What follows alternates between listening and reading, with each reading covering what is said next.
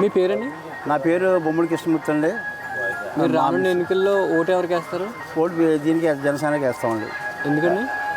అది మొత్తం స్టేట్ అంతా కూడా అప్పులమయం చేసేసి అయోగలు చేసి నేను మద్యపానం నిషేధం చేస్తానని చెప్పి చేయకుండా ప్రతి వారు కూడా సుమారు భవన నిర్మాణ కార్యక్రమంలో ఉన్నారంటే కరోనా టైంలో చాలామంది చచ్చిపోయారు, పనులు లేక చాలా ఇబ్బంది పడ్డారు. ఇసుక కూడా చాలా రేటు ఎక్కువ అమ్ముతున్నారు.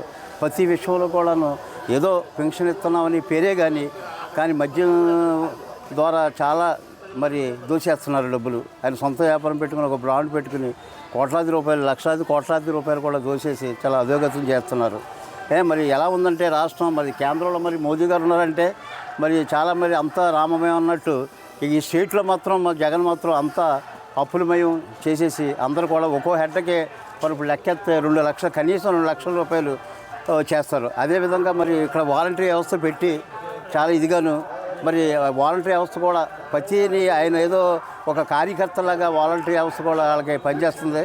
వాళ్ళకి చెయ్యకపోతే అవసరం వస్తే ఇప్పుడు ఎలక్షన్ కమిషన్ వాళ్ళు చేయకూడదన్నా కనీసం మీరు ఉద్యోగాలు మానేయండి, నెలకు 10,000 ఇస్తామని చెప్పడం, ఇటువంటి కార్యక్రమాలు చేస్తున్నారు.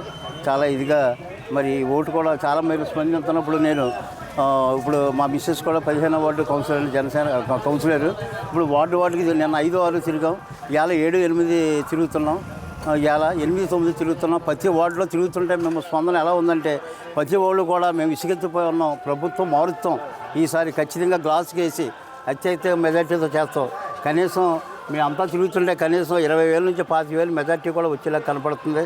ఏవైనా సరే ప్రభుత్వం మార్చాలి, ఒక కొత్త ప్రభుత్వం చూస్తాం అని మా నమ్మకంగా ఉందండి.